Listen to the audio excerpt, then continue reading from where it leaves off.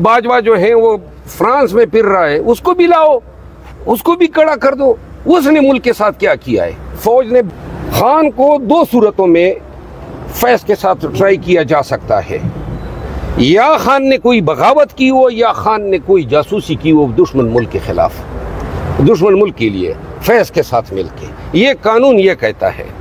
खान साहब जेल में नजर बंद है ना, उसकी आंखें और नजरें तो कौम की तरफ लगी हुई है, और कौम क्या कर रही है? हमने ये 1.25 साल में सिवाय 8 फरवरी को वोट देने के हमने क्या किया है? क्या एयर कंडीशन कमरों में बैठ के खान की तस्वीर पकड़ के पीछे खड़े हो जाओ, हाँ जी एहतजाज हो गया, 4 लोग जो है उधर टाट पे बिठा दो, भूख हड़ताल हो रही। ये ड्रामे बाहर निकलो, आंखों में आंखें डाल के चैलेंज करो जालिमों को, गुंडों को, बदमाशों को। ये क्या ज़नख़ो वाला काम है कि जनाब अली हम खान साहब, चूंकि इजाज़त नहीं, खान साहब ने 1.5 साल खान साहब की जद्दोजहद में आगे लेके बढ़ा हूँ। सुन ले पाकिस्तान तहरीक इंसाफ के वर्कर्स, अगर इस दफ़ा जलसा मुअख्खर कर दिया इन्होंने तो फिर इस्लामाबाद में मैं जलसा करूँगा। और एनओसी जो है ना, जो एनओसी के पीछे भाग रहे हैं, वो उनको मैं कहना चाहता हूँ एनओसी अपने जेब में रखें। अवामी जोर पे जलसा करेंगे। पहले भी इस्लामाबाद में मैंने किए ना, आप लोगों ने देखे, आप हमारे साथ होते थे, हजारों नहीं लाखों के लोग मेरे साथ निकले, पुलिस सामने आ जाती थी, हम डट के आगे जाते थे, पर्चे होते थे, हम जमानतें करा लेते थे। मारना है, पर्चा करना है, टीयर गैस चलाना है, कुछ भी कर लो।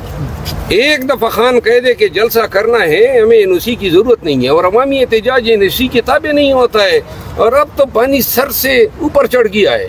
लिहाजा इस कौम को क़यादत दरकार है। जद्दोजहद, इनकलाब और पाकिस्तान में हकीकी हुक्मरानी के लिए कुर्बानियाँ देनी होगी। ये क्या एयर कंडीशन कमरों में बैठ के खान की तस्वीर पकड़ के पीछे खड़े हो जाओ, हाँ जी एहतजाज हो गया, 4 लोग जो है उधर टाट पे बिठा दो, भूख हड़ताल हो रही। ये ड्रामे बाहर निकलो, आंखों में आंखें डाल के चैलेंज करो जालिमों को, गुंडों को, बदमाशों को। ये क्या ज़नख़ो वाला काम है कि जनाब अली हम खान साहब, चूंकि इजाज़त नहीं, खान साहब ने 1.5 साल खान साहब की जद्दोजहद में आगे लेके बढ़ा हूँ। खैबर पख्तूनख्वा से लेकर उधर सिंध तक जो है हमने जलसे किए, कन्वेंशन, एक एक जलसा, एक एक जलूस और कन्वेंशन की रुदात में खान को सुनाता था, तो मुझे कह देता ना कि मत करो, खून बह जाएगा। और कभी आप लोगों ने सुना कि किसी एक गमला कहीं हमारे एहतजाज में टूटा हो? पुरअमन कानून और आइन के दायरे में रह के हमने एहतजाज किया। हम एहतजाज का करना आर्टिकल 16 के तहत हमारा हक है, हम करेंगे। बाकी हुक्काम का काम है कि वो हमारे साथ क्या ट्रीटमेंट देते हैं। हम पे टीयर गैस चलाते हैं, हमें एहतजाज करने का हक देते हैं, हम पे गोलियां चलाते हैं। धीर में हम पे गोलियां चलाई, बाजवड़ में हम पे गोलियां चलाई। कोई ऐसी जगह नहीं है, एक एक कन्वेंशन पे पुल तोड़े, सड़कें तोड़ी, वर्करों को गिरफ्तार किया, मुझे गिरफ्तार किया, अगवा करने की कोशिश की, लेकिन कमर कसनी होती है। जवाब देता हूँ, गुजारिशें हैं पूरे पाकिस्तान को मैं इस्तदा करता हूँ आपके तवज्जुह से। खान जेल में 1 साल से ज़्यादा हो गया है। पीटीआई के साथ जो रवैया रवा रखा गया है आप सब देख रहे हैं, और हम सब टीवी चैनलों पे या मोबाइलों के ये स्क्रीनों को देख के महसूस हो रहे हैं। हमलन क्या पाकिस्तानी कर रहे हैं? हमलन कुछ कर रहे हैं हम। अमलन तो तभी होगा ना जब हम अगर पाकिस्तान के साथ मोहब्बत रखते हैं, इस मुल्क का बेहतर मुस्तकबिल चाहते हैं, इस मुल्क में कानून की हुक्मरानी चाहते हैं, तो तब ये देखिए मौत तो एक दफ़ा नहीं है, क्या 20 दफ़ा जो है हमने मरना है। एक दफ़ा जो है ये कौम हिम्मत और कमर कस ले कि जी हमने निकल के कमर कस के हमने निकल के कौम के लिए उनका हक लेकर देना है। खान साहब जेल में नजर बंद है ना, उसकी आंखें और नजरें तो कौम की तरफ लगी हुई है, और कौम क्या कर रही है? हमने ये 1.25 साल में सिवाय 8 फरवरी को वोट देने के हमने क्या किया है?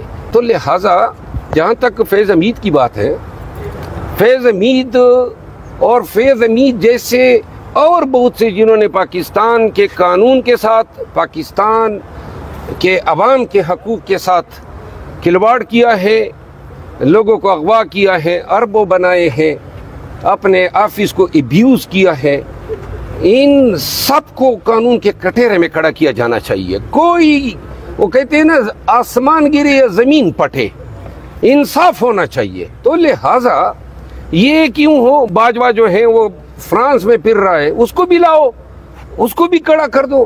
اس نے ملک کے ساتھ کیا کیا ہے؟ فوج نے بہت ہی ایک اعلیٰ کام کیا ہے کہ اپنے ایک جرنیل کو جا کے قانون کے کٹہرے میں کھڑا کیا ہے، اور اگر اس کے تانے بانے خان سے ملائے جانے کی کوشش کی جاتی ہے تو سن لے، پہلی بات تو یہ ہے کہ آخری بات آپ کی یہی رہ گئی ہے کہ خان کو اگر بالفرض خان کو آپ نے کورٹ مارشل میں یا ملٹری ٹریبیونل میں لے جانا ہے، جس دن اس فاش غلطی کا ارتکاب کیا جائے گا تو یاد رکھیں کہ پاکستان کے عوام نے آپ کی کسی ایسے ٹریبیونل کو جوتی کی نوک پہ رکھنا ہے۔ پھر جو ہے وہ نقطۂ انقلاب ہوگا، آغاز انقلاب ہوگا، اور خان کو دو صورتوں میں فیض کے ساتھ ٹرائی کیا جا سکتا ہے، یا خان نے کوئی بغاوت کی ہو یا خان نے کوئی جاسوسی کی ہو دشمن ملک کے خلاف، دشمن ملک کے لیے فیض کے ساتھ مل کے، یہ قانون یہ کہتا ہے۔ تو لہذا فیض پہ تو سپریم کورٹ کے آرڈر کے مطابق سوسائٹی کے مالک قبر معیز کو اغوا کیے جانے اور ان سے بتہ لینے اور اغوا برائے تاوان کا الزام ہے۔ 9 مئی کے ماسٹر مائنڈ یہ تمام لوگ ہیں جو 9 مئی کو حاکم تھے۔ 9 مئی کو حاکم جو ہے نہ عمران خان تھا اور نہ میرا خیال ہے کہ فیض حمید تھا۔ 9 مئی کے ساتھ فیض حمید کا کوئی تعلق نہیں ہے۔ کوئی شہادت ہے تو لے آئیں، کوئی الزام ہے تو لے آئیں۔ آج تک 9 مئی کی ہوئی کتنا عرصہ ہو گیا ہے؟ فیض حمید کا نام کبھی سنا ہے کسی نے کہ 9 مئی کے ساتھ اس کا کوئی تعلق ہے؟ اگر کوئی یہ ایکیوزیشن ہوتا تو 9 مئی کے اگلے دن اس الزام کو آنا چاہیے تھا کہ جو فیض حمید ہے۔ دوسری بات یہ ہے کہ 9 مئی اور 9 مئی سے پہلے اور بعد میں خان صاحب کے ساتھ انتہائی قریب تر لوگوں میں سے میں رہا ہوں، تو مجھے علم ہوتا کہ بھائی فیض حمید جو ہے یا اس کا پی ٹی آئی سے کوئی رابطہ ہے یا فیض حمید جو ہے اپنا کوئی ہمارے معاملات میں ناک گسڑ رہے۔ یہ بہت سارے جو تجزیہ کار باتیں کر رہے ہیں نا کہ 4 لوگ گئے، اور یہ بہت ساری باتیں جھوٹ ہے۔